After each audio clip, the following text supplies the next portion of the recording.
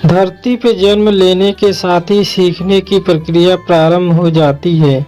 जो हम बड़े होते जाते हैं, सीखने की प्रक्रिया भी विस्तार लेती जाती है। जल्द ही हम उठना, बैठना, बोलना, चलना सीख लेते हैं। इस बड़े होने की प्रक्रिया के साथ ही कभी कभी हमारा अहंकार हमसे अधिक बड़ा हो जाता है और तब हम सीखना छोड़कर गलतियां करने लगते हैं। यह अहंकार हमारे विकास मार्ग को अवरुद्ध कर देता है। इस बात की चर्चा करते हुए मुझे एक वाकया याद आ रहा है जिसकी चर्चा यहाँ करना अच्छा होगा। एक बार की बात है, रूस के आस्पेस्की नाम के महान विचारक एक बार संत गुरुजीएफ से मिलने उनके घर गए। दोनों में विभिन्न विषयों पर चर्चा होने लगी। आस्पेस्की ने संत गुरुजीएफ से कहा, यूं तो मैंने गहन अध्ययन और अनुभव के द्वारा काफी ज्ञान अर्जित किया है, किंतु मैं कुछ और भी जानना चाहता हूँ। आप मेरी कुछ मदद कर सकते हैं? गुरुजीएफ को मालूम था कि आस्पेस्की अपने विषय के प्रकांड विद्वान है, जिसका उन्हें थोड़ा घमंड भी है। अतः सीधी बात करने से कोई काम नहीं बनेगा। इसलिए उन्होंने कुछ देर सोचने के बाद एक कोरा कागज उठाया और उसे आस्पेस्की की ओर बढ़ाते हुए बोले, यह अच्छी बात है कि तुम कुछ सीखना चाहते हो, लेकिन मैं कैसे समझूं कि तुमने अब तक क्या क्या सीख लिया है और क्या क्या नहीं सीखा है।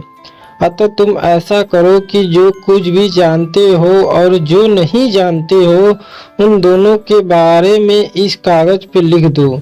जो तुम पहले से ही जानते हो उसके बारे में तो चर्चा करना व्यर्थ है, और जो तुम नहीं जानते उस पर ही चर्चा करना ठीक रहेगा। बात एकदम सरल थी, लेकिन आस्पेस्की के लिए कुछ मुश्किल। उनका ज्ञानी होने का अभिमान धूल धूसरित हो गया।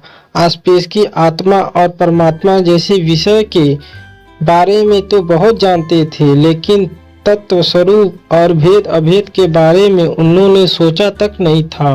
गुरुजीएफ की बात सुनकर वे सोच में पड़ गए। काफी देर सोचने के बाद भी जब उन्होंने कुछ समझ में नहीं आया तो उन्होंने वह कोरा कागज ज्यों का त्यों गुरुजीएफ को थमा दिया और बोले, श्रीमान, मैं तो कुछ भी नहीं जानता। आज आपने मेरी आंखें खोल दी।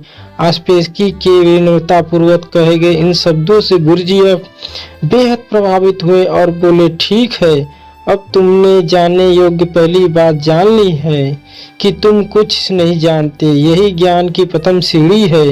अब तुम्हें कुछ सिखाया और बताया जा सकता है, अर्थात खाली बर्तन को भरा जा सकता है, किंतु अहंकार से भरे बर्तन में बूंद भर ज्ञान भरना संभव नहीं है।